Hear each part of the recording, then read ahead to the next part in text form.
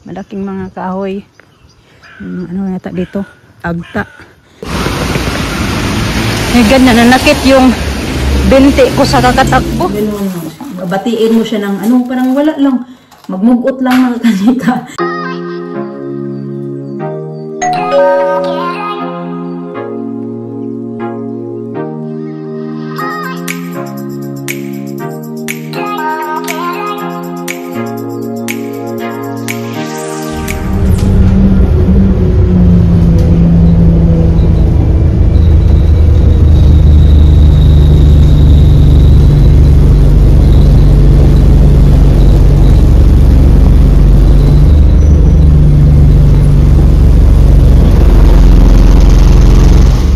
Kasalubong ako na babae. May sinasabi niya siya sa akin. Hindi ko alam kung ano yung kinikwento niya. Puntahan nga natin. May tinuro siya eh. Wak man.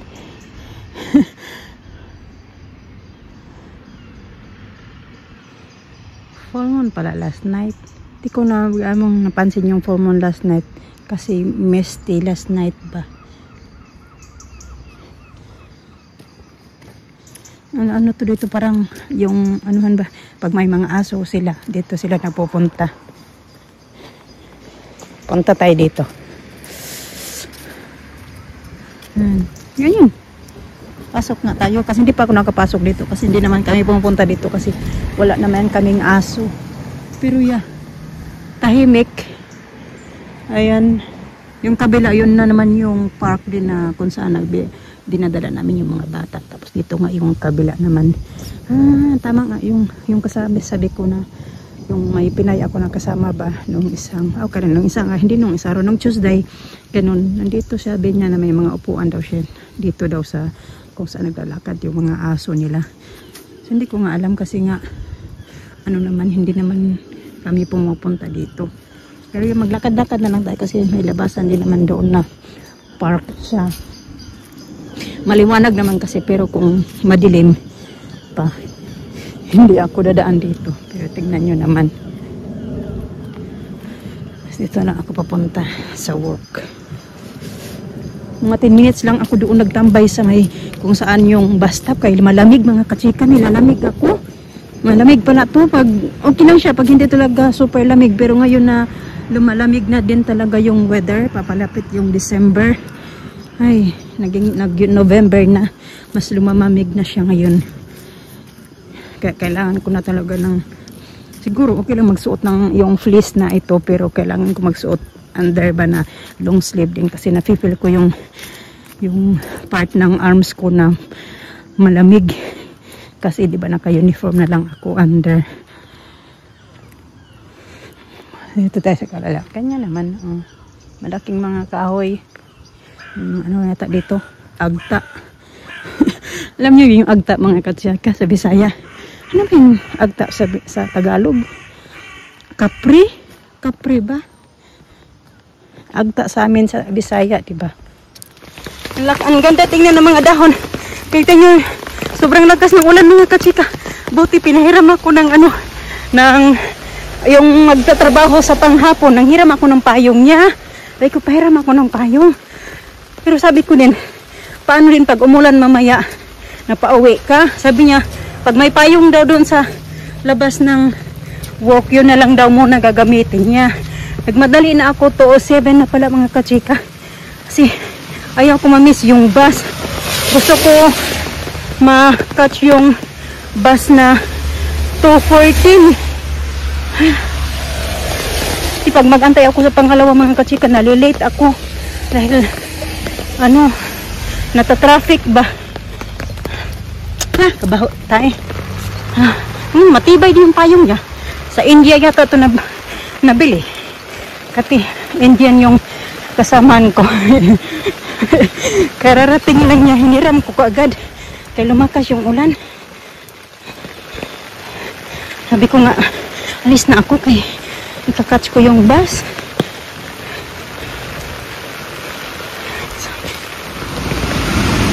Ngayon na nanakit yung binti ko sa kakatakbo. Sana naman hindi pa dumaan. Yung non-stop yung ulan mga kachika. Kanina pa to. Pero, basta, before lunch yata tong ulan na to. Kanina pang umaga talaga ganito. Walang humpay ang ulan. Non-stop. Food ginawa ni Mr. Oh. What you call this, any sandwich? Toast? Toast. Sandwich. Nilagyan niya ng butter. Nilagyan niya ng mga ganyan-ganyan. Smoked salmon. Alisa sa Alina na, Alisa sa Alina na. Nood sila ng iPad mga kachika, naligo ako. Pero kumain muna ako pagdating namin. Tapos, yun nga, pinakain ko din sila. So, naligo ako kaya parang masarapan magligo ngayon. You okay, be? Alina, wearing my t-shirt. Oh, binigay ko na sa kanya yung t-shirt ko na yan. Shoot, Tita Grandma yung my t-shirt, be. It fits you good, be. No. Yeah, let's go down and go sit down in the couch there. Tara. The new couch? Yeah, the new couch. Get stuck in the fire like in the Philippines. Oh, yeah. Scary. Let's go. Let's go, babe. Naka-uniform pa rin na nakabihis na. Friday naman. Oh, Friday. Let's go. Weekend naman What's the day today? Para mamaya magbihis yan siya. Yung bibihis niya pang tulog na lang. Kasi magbihis yan siya ngayon. Mamaya pang tulog niya. Iba na naman suotin mga kachika. Ganan yan siya. Kaya yung labahan ko dito ang dami. Kaya gaya niyan, makikita nyo yan na nagbibihis agad yan siya pagdating niya galing sa school. Dating nila galing school. Tapos, bago yan matulog, iba na naman yung ibibihis niya kasi ayaw niya yan ipantulog yung mga binibihis niya pang ayaw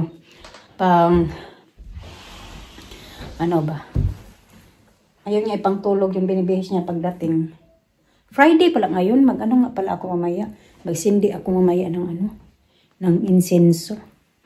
Upo-upo muna tayo dito mga kachika. Marami ako doong hugasan. Mamaya na ako maghugas. You gonna sleep there tonight? And then you want me to hug you? Yeah. Hug you there? Yeah. With me. Huh?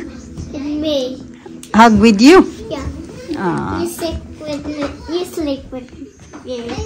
You sleep with me? Yeah. Oh, I sleep with you? Yeah. Okay, lie down there now. You sleep now. Go get your clothes. Yeah. Or your blanket. Ayaw sa. Pick it up, please. Pick it up. That's a no, she only pretend. She's cooking. I'm pretending. Okay, that's it now. She pick it up. Pick it up, please, and put it back in her bowl. I'm making a good thing. Lena, that's not nice. It's not very nice. She's not even say sorry. You have to say sorry, Lisa. Sorry. Say sorry to Alina. Sorry, Lena. Good girl. I'm making something good in my food. Okay, you go make something now for yourself. Okay, what do you want for my stuff?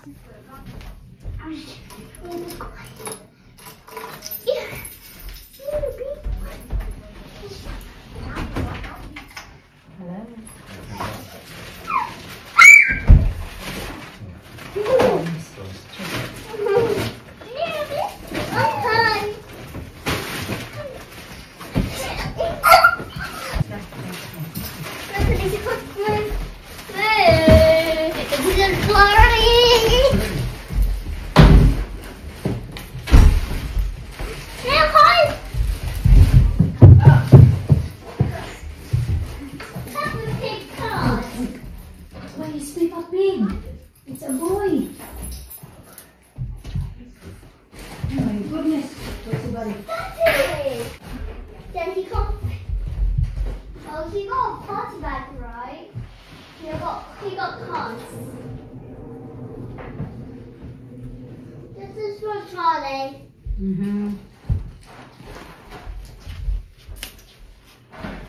Where's your headband? I hope to. So don't play with that, sir. What's in there?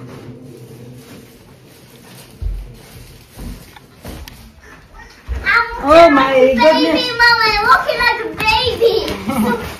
Oh my goodness.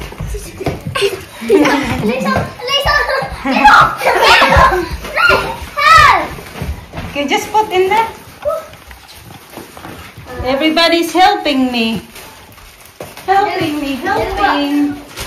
Thank you for helping.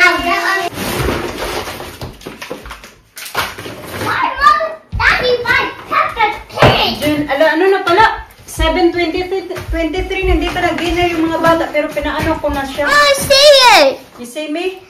No, mataliga. Cocktail. Buy me a cocktail. Cocktail. Let me put this in the fridge. Yeah, put in the fridge, please. Thank you. The fridgy thing. Bring it on. Mama, can you have this now? Let me have it. Thank you. Do you go shopping for us then? Okay, sakit na tuhod ko.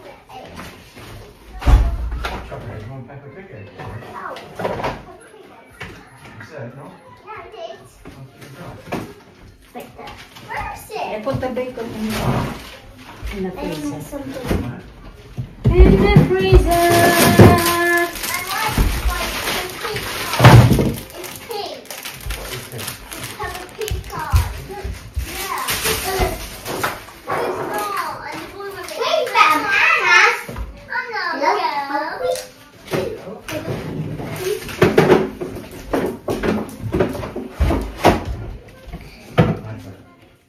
Sarap buhay!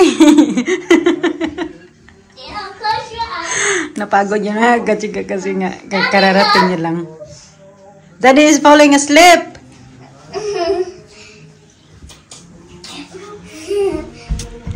Carefully na. Wake up. Don't wake up, Daddy Lisa. Daddy trying to sleep. I can see.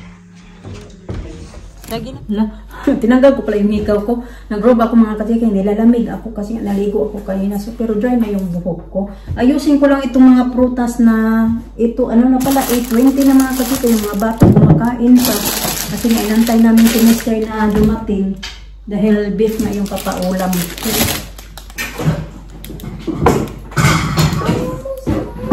At least yan, kumakain na sila. Wala namang, okay lang yan sila late kumain. Basta walang pasok dyan. Na, you're eating na. You done? Okay, sit down there. You still got food in your mouth. Sit down. Lagay ko to dito kasi hinugasan ko yung apple. Diyan na muna yan.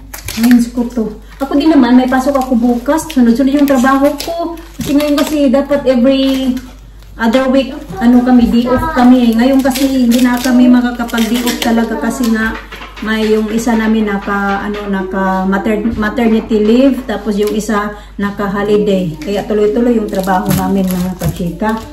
Anyway, ako magtatrabaho ko today, tapos bukas. Basta 4 days ako sunod-sunod din ngayong week na ito. 4 days yung trabaho ko. May work ako ng weekend. Ayusin ko lang to dito. Kasi hindi ko pa to naayos. So, okay lang din naman. Tapos may day off ako 1 day. Tapos arangkada na naman ng 2 araw. So, bukas hindi ko naman kailangan. Bukas Saturday. So, pag Saturday kasi yung mga bus. Saturday, Sunday, pang yung mga bus naman ay puro mga late na ba sila dumadaan dyan. Dalawang company na yung tinawagan ko para sa akin ko sana bukas. Kaso wala nang available na yung time na gusto ko. Gusto ko kasi na 6:45 ng umaga kasi 7 naman ako nag-i-start. Kaso wala silang mas meron naman super aga. 6:15 daw. Ayaw ko naman ng sobrang aga din. Yung isa namang company, yung available din na pinakamaaga is 7:30. So maliliit na din ako doon. O 7:45 pala. So wala na akong Tapos yung uso nga 6:15, ayaw ko naman sobrang aga sa work mga kachika. Parang hindi ko talaga feel ngayon na agahan ko yung work ba kasi nga hindi, may nabasa pala akong comment kasi nga nabanggit ko sa inyo na ayaw ko na maaga ako pumapasok sa niya. May kaaway ka naman sa work. Wala naman akong kaaway doon mga kachika. Minsan kasi alam niyo na pag bago ka pa lang talaga sa bago mong pinapasukan. So meron talagang hindi natin maiwasan, hindi natin gusto ba. Tapos hindi ko din naman talaga kailangan din agahan doon kasi paano kung bumapasok ako doon yung pag mag-good morning siya. Parang hindi ba na mga kachika parang hindi mo, basta mahirap na magsabi ng kung ano-ano. Maraming beses na talaga yan. Kaya ngayon pag pumapasok ako na nandyan siya, ganun. Kaya nga diba nung nagtanong na siya bakit daw hindi na daw ako maaga pumapasok. Kasi yun yung rason siya din yung, sabi ko na lang na late na yung bus, busy na yung bus. Pero hindi talaga late. On time talaga yung bus. Kaso lang, hindi ko na lang feel na ba. Kasi nga, ayun, ko alam kasi lalo na, matagal na kasi yan siya dyan nagtatrabaho kaya hindi ko lang feel, pero hindi ko man siya kaaway. Parang ko lang ba na, hindi ba, lalo na baguhan pa ako, diba? So, Parang gano'n. Kasi pinagalitan niya kami ng once time. Kasi yung Pinay din na kasama ko. Yung sabi ko sa inyo na nandito lang din banda sa ano sa may ano sa yung dito lang banda din sa amin. Same lang kami na parang neighborhood gano'n. Tapos sabi niya na ano daw yung nag-usap kami. Dumating kasi yun siya kasi minsan lang din siya mag-bus. Isang beses pa lang kami nagkasabay ng bus. Pero yun nga, yung time na hinhatid talaga siya minsan ng asawa niya or ng father-in-law niya, ganun. Tapos yun, nag-usap kami. Kasi maaga pa nga. Sabi niya, ang aga mo naman pumunta dito. Sabi niya, nag-Tagalog kami. So doon nga, bawal nga mag-Tagalog, lalo na pag nandyan yung mga yung mga akala nila na sila yung pinag-uusapan namin. Ganun, tapos sabi niya, nahuli niya kami na nag-uusap, tapos pinagalitan niya kami.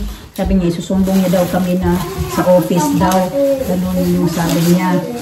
Kaya sabi nila, hindi naman ikaw yung pinag-usapan. Sabi nung kasama ko na, sinabi ko lang sa kanya na dapat nagkapi ka muna, nagpainit ka muna kasi maaga ka pala dumadating dito. Yun yung pinag-usapan namin. Wala, ayun din niya talaga makinig. Sabi niya, kahit na daw, kailangan daw talaga English daw yung anuhan mo, yung salita nyo ba? Ay, yung paano salita ba? Yung gagamitin naming lingwahe ba? English, ganun yung sabi niya. Gusto nyo ba yun? Nung unang pasok ko talaga, hindi ko pa alam na paano mag-open ng gate. So, inopen ko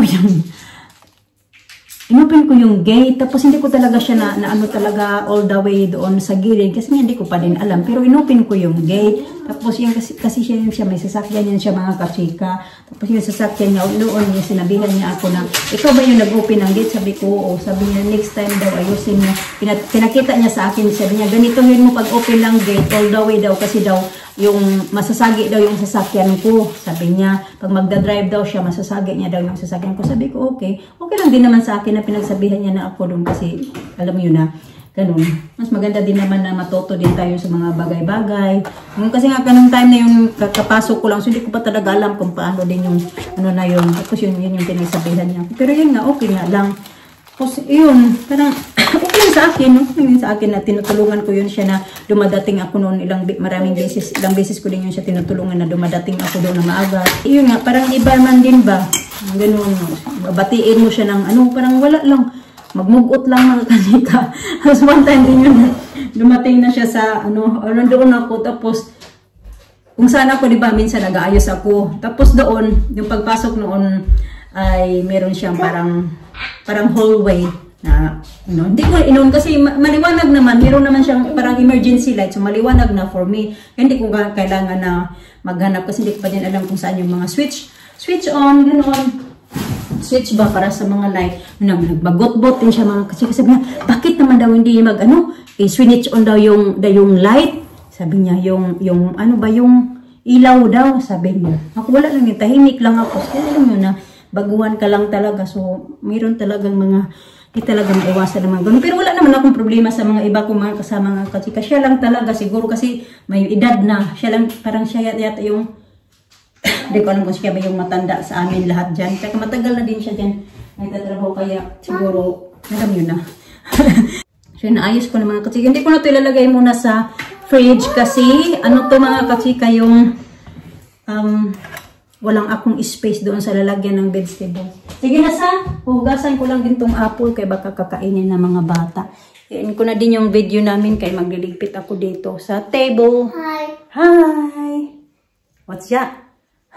Flashlight.